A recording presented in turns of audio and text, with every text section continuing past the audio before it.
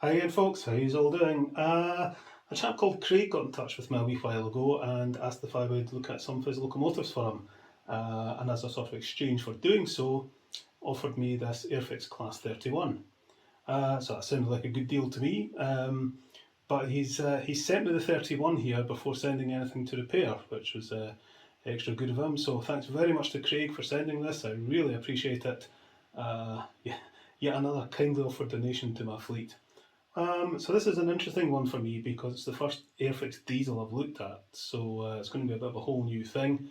Could be a bit of an adventure this, I think. So let's see if it goes. I'll turn on the power. Yeah, full power.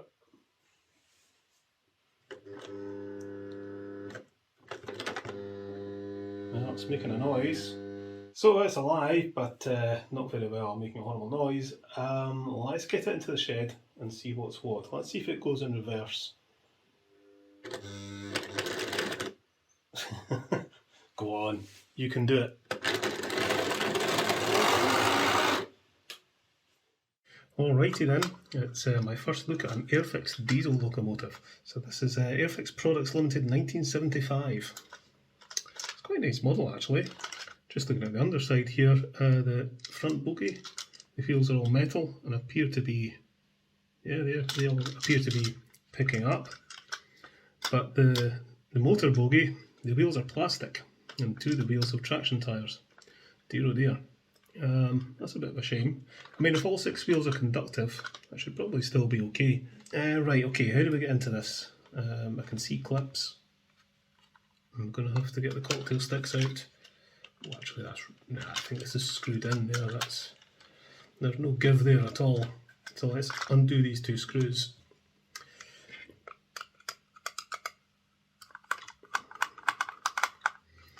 Right, so this just unclip now.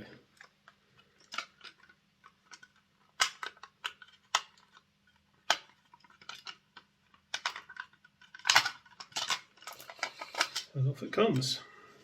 Well, okay. So yeah, we've got wires coming from the pickups back to the motor. Let's get this little piece of sellotape out of the way. Don't like sellotape. Horrible stuff. Right, so it looks like I'll be able to unplug. Oh no, maybe not. I thought for a minute there I was going to be able to unplug the wires from the front bogie, but I don't think so. Let's just remove this front bogie. I think we have to undo this screw here. Brass screw there, and then there's a retaining screw here.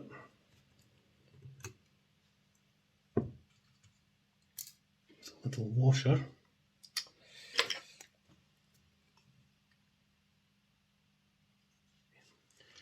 Right, that now lifts off. So what I thought were plugs on the end of these wires are actually soldered onto the pickups. And a suppressor there. There's not one at the motor end. Or is that little... Ah, right, I see. I didn't realise that was just a little contact. It's not the actual brush.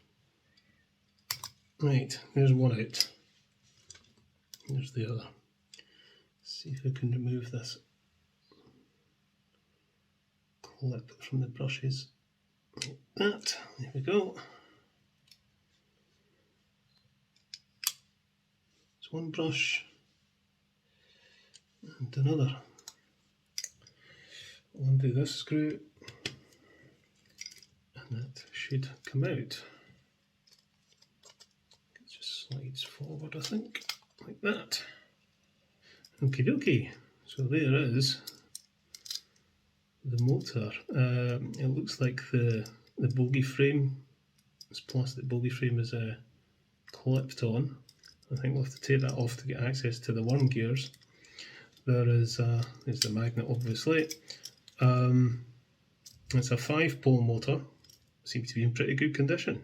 Right, okay, so we're going to have to get this bogie frame off.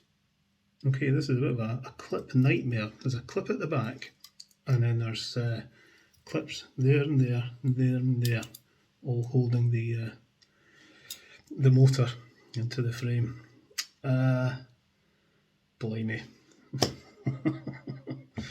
Oh dear. Right, okay. Let's put cocktail stick in there. Cocktail stick in there. And one more in here. Can I now get this to go? There we are. Blimey. Let's get this magnet out the road.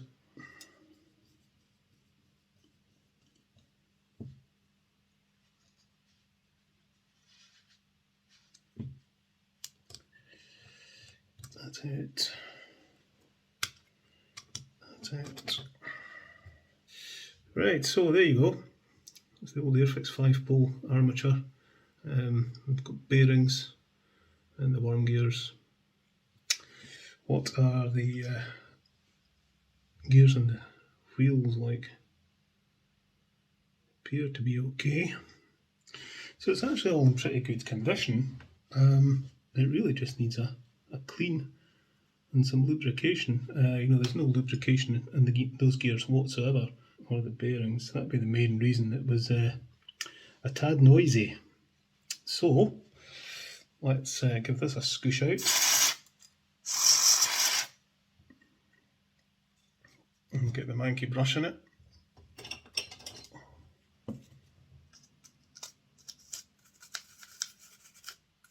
Brush is in very good condition, pretty clean. How dirty are they? Because even though they're plastic, you still want them to be clean, because some of that dirt will transfer onto the track otherwise. What am I doing? Teacup. That's what we're doing. The commutator cleaned up. Give that a scoosh. Okie dokie. What we'll need to do is get some lubrication in here. So I'm going to put some gear oil there to lubricate those bearings. Very, very particular about what position it wants to go. There. That's a bit of a weird fit. Okay, so that spins nicely. Magnet. How strong is it? It's pretty strong, but I think we'll give it a juice up. And then we'll get that back together.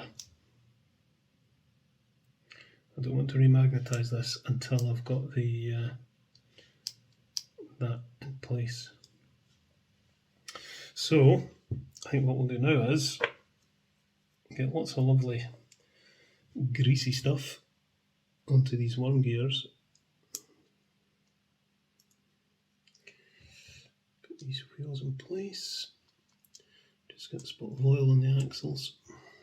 And then case of clipping this back on. So there's a couple of little lugs on the front of the block there that I think I've got to get in position, and then it should snap in like that. Right, so now I can remagnetise this. Right, put this in there like that, and give it a wee blast. Job done.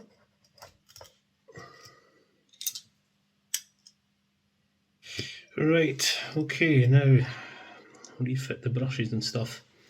So we've got two brushes, we've got a little keeper plate, and we've got this little screw, and that screw goes on the back there. And then we've got the brush retainer clip, two insulators. Okay. See how easy these are to fit.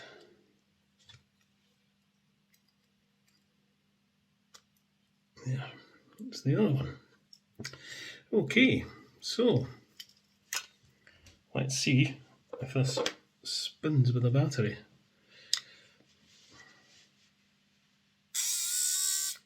Certainly does. Still a bit of a noisy bugger though. Right, we'll pop this back in.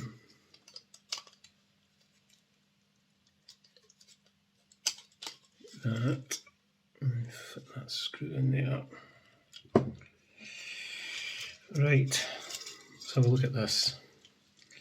Okay, same idea. There's clips there, and there, and a clip at the back. And that's going to release the wheels, I think. But do I really need to?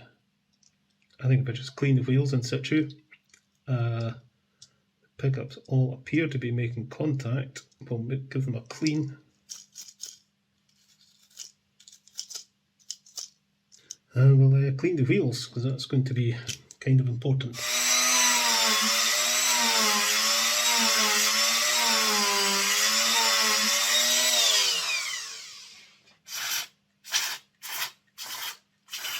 This with contact cleaner as well, just to polish them up. Feed that one through there, so that will then go into this brush, if I can get it in. This was always going to be fiddly.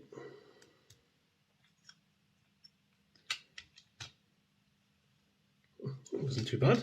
Put this little screw back in to hold that front bogey in place. Oh, out it pops.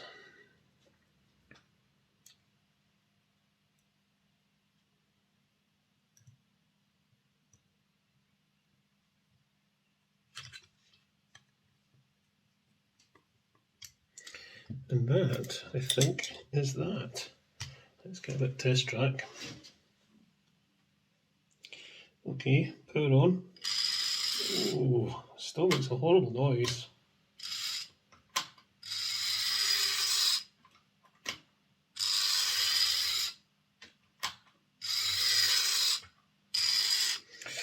Yeah. Okay, so we took it apart, gave it a clean, lubricated everything, but it's still sounding a bit like a food mixer. So I think I'll take it apart again and see if we can figure out why it's so noisy. I suspect the gears, possibly there's not much I can do about it, but it is too loud. There's absolutely no way I'm running it like that. Right, okay. So we shall get it all apart again. But at least this time I kind of know what I'm doing.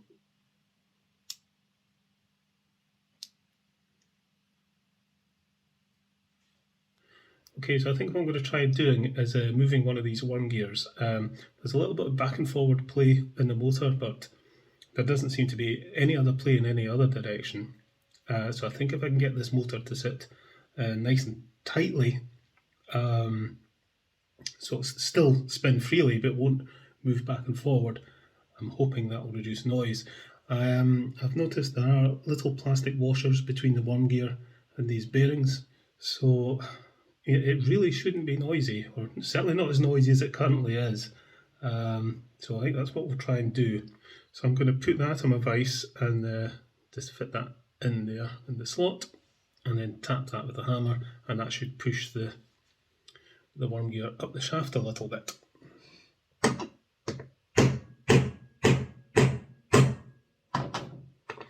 Right, let's try that. Fit these bearings in again.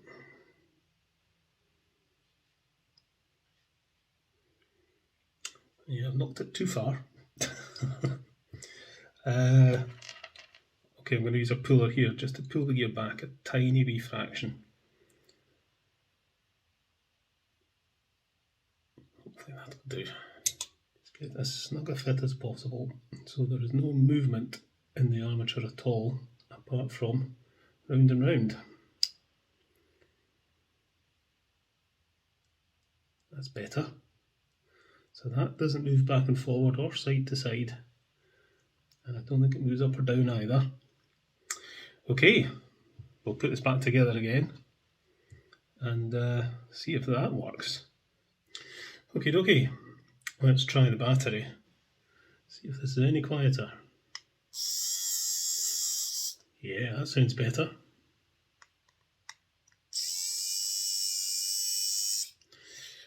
Still not the quietest motor in the world, but that sounds an awful lot better. Right, pop it on the test track. Okay, let's see what this sounds like now. Wow, that's quiet. A bit noisy in that direction. Really quiet in that direction. A bit noisier that way. But still heaps better than it was. Okay, I think I'm going to go with it for now. We'll get the body on and we'll stick it in the layout and see what it sounds like. It does seem to be noisier in one direction than the other, but a little bit of running in might just sort that. So let's get the body on for now. Make sure these wires go in. Okay, that side, okay, this side.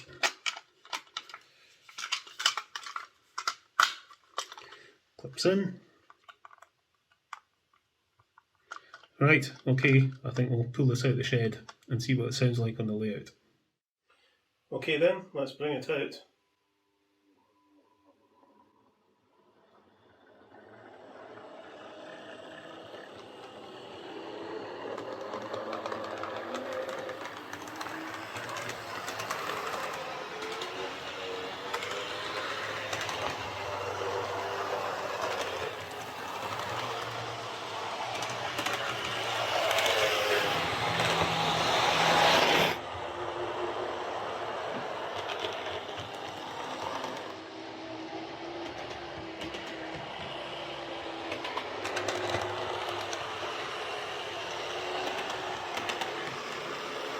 So that's running really well. It's quite remarkable just how much quieter that is compared to what it was just by tweaking that worm gear just to, restrict the movement of the armature. Let's try it in reverse though, because I think this is going to be a bit noisier.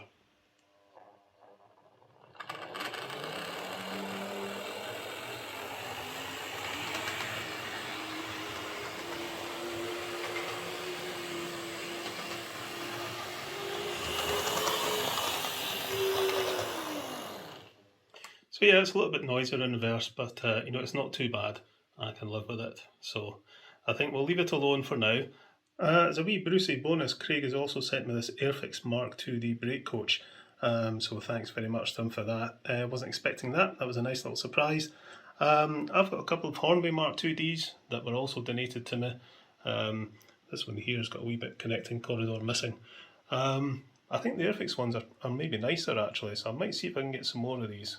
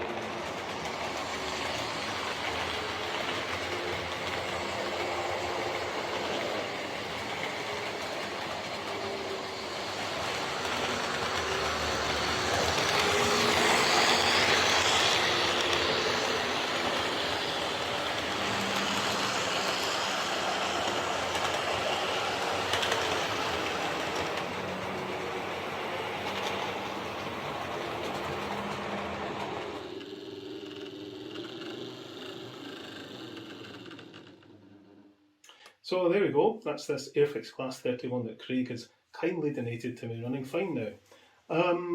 It's still a bit growly in reverse, but I can live with that, to be honest. Going forwards it runs really nice. It's amazing the difference moving that worm gear just a tiny wee bit has made. Just reducing the movement of the armature and therefore any vibration, hugely reduces the noise. But I might open it up again at some point and see if I can reduce the noise in reverse, but it may well sort itself out with a bit of running in. So yeah, very interesting to see him work on an Airfix diesel. maybe not the easiest thing to work on initially till I figured out how it was all put together. You know, the way the motor clips into the bogie frame is just ridiculous, but other than that, it's actually quite well designed. So thanks again to Craig for sending me this and the Mark 2D coach. I need to get a couple more of those coaches, I think. But yeah, hugely appreciated, and I'm very pleased with how this has turned out. And we'll see what Craig sends for repair soon, hopefully. Meantime, catch you later, folks.